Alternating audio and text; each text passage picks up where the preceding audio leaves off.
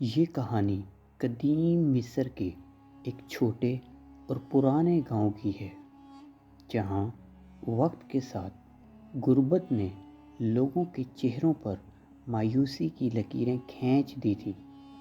گاؤں کے مکین محدود وسائل کے باوجود اپنی زندگی بسر کرنے کی جدوجہد میں لگے رہتے تھے۔ پتہ نہیں یہ کہانی حقیقت ہے یا مؤخذ ایک حکایت، لیکن سن کر اپنی زندگی میں بہت سی غلطیوں کو دور کر سکتے ہیں۔ ہم سب کی زندگی میں ایسی غلطیاں کرتے ہیں جس کا خمیازہ ہمیں طویل عرصے تک بھگتنا پڑتا ہے، لیکن دانش مندی یہ ہے کہ ہم دوسروں کے تجربات اور ناکامیوں سے سبق سیکھیں تاکہ ان غلطیوں کے خطرناک نتائج سے بچ سکیں۔ اس گاؤں میں ایک خاندان رہتا تھا جس میں اس کی بیوی زلیخا اور ایک لاڈلا بیٹا ہاشم شامل تھے۔ زلیخا بھی ایک صابر اور محنتی خاتون تھی۔ وہ نہ صرف گھر کا کام کرتی بلکہ دن رات سلائی کا کام کر کے گھر کی کفالت کرتی تھی۔ لیکن ہاشم ایک غیر ذمہ دار لڑکا تھا جس کا لاپرواہ رویہ والدین کے لیے مسلسل پریشانی کا باعث بن رہا تھا۔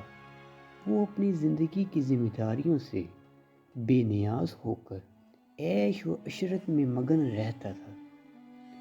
اس قدیم گاؤں کا ماحول پرسکون اور دلکش تھا۔ اگرچہ وہاں کے لوگ غریب تھے، لیکن ان کے دل سچائی اور ایمانداری کے چراغوں سے روشن تھے، اور یہی اس گاؤں کی پہچان تھی۔ ہر فرد اپنی محنت سے جیتا تھا اور دوسروں کا بھلا چاہتا تھا، لیکن اس سکون کے بیچ صالح کے دل میں اپنے بیٹے کی بے پرواہ طبیعت کی فکر چھپی رہتی تھی۔ صالح سارا دن مزدوری کر کے شام کو تھکا ہارا گھر لوٹتا تھا اور ہاشم کے مستقبل کے بارے میں سوچتا تھا، لیکن پھر بھی وہ اپنے دل میں امید کا چراغ روشن رکھتا تھا کہ شاید ایک دن ہاشم اس کی محنت اور قربانیوں کی قدر کرنا سیکھے گا۔ مگر ہاشم کی لاپرواہی اور عیش و عشرت میں مگن رہتا والدین کے لیے ایک مسلسل تکلیف بن چکا تھا۔ والدین کی یہ حالت دیکھ کر بھی ہاشم کے دل میں کوئی تبدیلی نہ آئی اور وہ اپنی خواہشات کے پیچھے بھاگتا رہا۔ ہاشم کی بگڑی ہوئی زندگی میں اس کے پیچھے اس کی ماں زلیخا کا ہاتھ تھا۔ وہ بچپن سے ہی اپنے بیٹے کی ناجائز اور جائز ضرورت بغیر کسی محنت کے پوری کر دیتی تھی۔ ہاشم کی عمر 25 سال تھی، لیکن ماں کی محبت اور لاڈلا اسے زندگی کی سخت حقیقتوں کا سامنا نہیں کرنے دیا۔ وقت گزرتا گیا اور ایک دن ہاشم نے وہی کیا جس کا ڈر تھا۔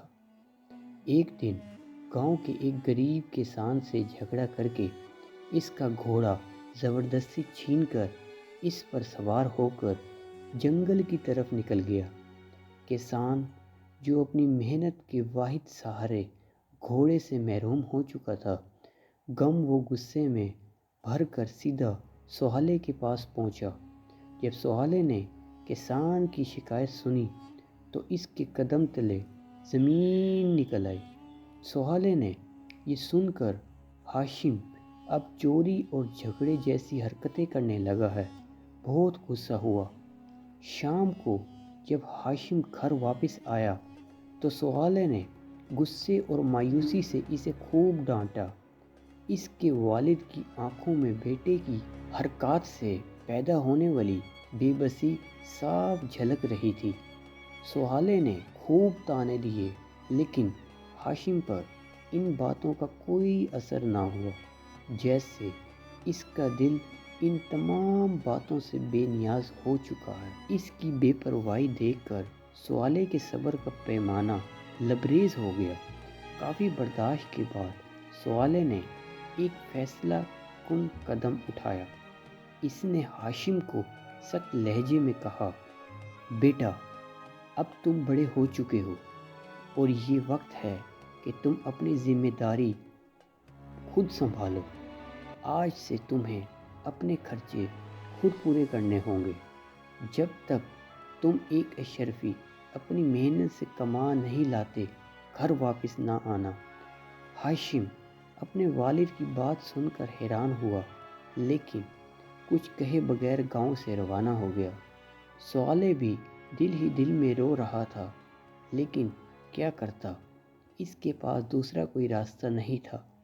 ہاشم کے گھر سے روانہ ہونے سے پہلے زلیخا نے ماں کی محبت کے ہاتھوں مجبور ہو کر اسے روک لیا اور اپنی جمع پونجی میں سے ایک اشرفی نکالی اور ہاشم کو دیتے ہوئے کہا، یہ لو، جاؤ اور شام کو واپس آ کر اپنے والد کو دے دینا اور کہنا کہ میں نے سارا دن محنت کر کے کما لیا ہے۔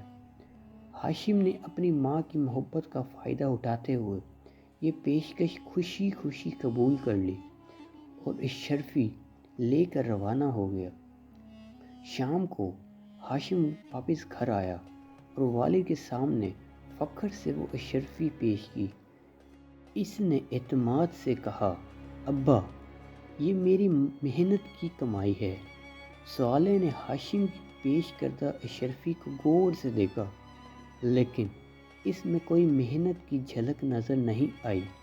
باپ تو باپ ہوتا ہے، لہٰذا اس نے خاموشی سے اشرفی کو قریب جلتے ہوئے آگ میں پھینک دی۔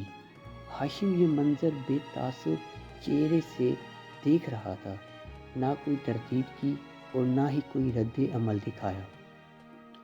صالح جو اپنے بیٹے کی آنکھوں اور رویے کو پڑھنے میں ماہر تھا، اس کی بے بسی میں سب کچھ سمجھ گیا۔ صالح نے سخت لہجے میں کہا، یہ تمہاری محنت کی کمائی نہیں ہو سکتی۔ اگر یہ واقعی تمہاری محنت سے کمائی گئی ہوتی تو تم اس کے ضائع ہونے پر بے چین ہو جاتے۔ لہٰذا اگلے دن ہاشم دوبارہ روانہ ہوا۔ اس بار ماں نے اسے 2 دن گاؤں سے باہر رہنے کو کہا اور پھر ایک اور اشرفی دے دی۔ ہاشم نے ماں کی بات مانی اور 2 دن بعد لوٹ کر والد کو اشرفی دی، لیکن صالح نے پھر وہی کیا اور اشرفی کو آگ میں پھینک دیا۔ ہاشم ایک بار پھر خاموش رہا۔ تیسری بار ہاشم نے دل میں پختہ ارادہ کیا کہ اس بار وہ واقعی اپنی محنت سے کچھ کما کر لائے گا۔ اس نے گاؤں میں نکل کر شہر کا رخ کیا، جہاں اسے کئی دنوں تک مختلف کاموں میں سخت محنت کرنا پڑی۔ آخر کار دن رات کی محنت کے بعد اس نے ایک اشرفی کمائی۔ جب وہ گھر واپس آیا تو اس کے چہرے پر خوشی اور اطمینان کی جھلک تھی۔ اس نے والد کے پاس جا کر اشرفی پیش کی اور فخر سے کہا، ابا یہ میری محنت کی کمائی ہے۔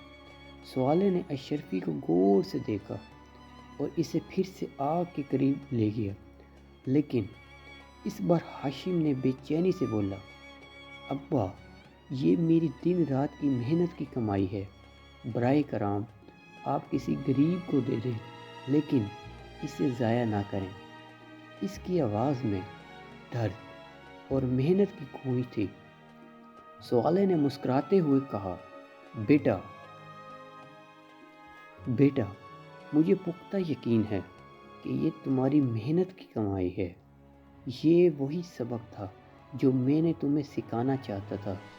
جب انسان اپنی محنت سے کماتا ہے تو وہ اسے ضائع ہوتے ہوئے نہیں دیکھ سکتا۔ ہاشم کے سدھرنے اور محنت سے کمائی کرنے پر اس کے والدین کی خوشی کا کوئی ٹھکانہ نہ تھا۔ صالح نے بیٹے کو گلے سے لگایا اور فخر سے کہا، آج تم نے ہماری پرورش کا حق ادا کر دیا۔ زلیخا جو ہمیشہ بیٹے کے لیے دعائیں کرتی رہی، محبت سے اسے گلے لگاتے ہوئے رو پڑیں۔ ان کے آنسو خوشی اور سکون کے تھے، جیسے ان کی دعائیں قبول ہو چکی ہوں۔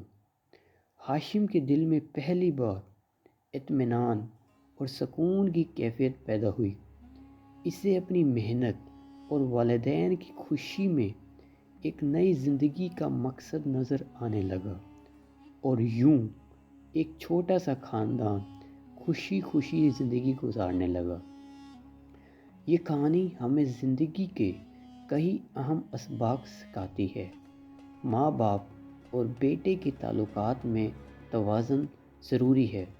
یہ حقیقت ہے کہ ماں باپ کی محبت کا کوئی نعمت بدل نہیں، لیکن وقت اور حالات کے ساتھ اس کی محبت کو سمجھداری کے ساتھ بدلنا ایک اہم فن ہے۔ جیسے ہر والد کو سیکھنا چاہیے، بیٹے کے لیے اس کہانی میں یہ سبق ہے کہ ماں باپ کی سختی ہمیشہ ان کی محبت کا ہی ایک روپ ہوتی ہے۔ وہ کبھی بھی اولاد کی جدائی یا تکلیف کو برداشت نہیں کر سکتے، لیکن جب وہ کوئی سخت فیصلہ کرتے ہیں تو اس کے پیچھے اولاد کی بھلائی ہی ہوتی ہے۔ ماں کی محبت جو باپ کے مقابلے میں زیادہ ہوتی ہے، کوئی اس کو اپنی ناکامی کی ڈھال بنانے کی بجائے اسے ایک طاقت کے طور پر استعمال کرنا چاہیے۔ ماں کی دعائیں اور باپ کی رہنمائی اگر سمجھداری سے قبول کی جائیں تو وہ ہر بیٹے کو کامیابی کی راہ پر گامزن کر سکتی ہیں۔ اس کہانی میں بہت کچھ سیکھا جا سکتا ہے جو آپ کی زندگی میں کئی غلطیوں کے ازالے کے لیے کافی ہوگا۔ اگر آپ پرانی اور سبق آموز کہانیاں سننا پسند کرتے ہیں تو ہمارے چینل کو سبسکرائب کیجیے، اور ہو سکے تو ویڈیو کو لائک کر کے اپنے پیاروں کے ساتھ ضرور شیئر کیجیے۔ آپ کا تعاون کا بہت بہت شکریہ۔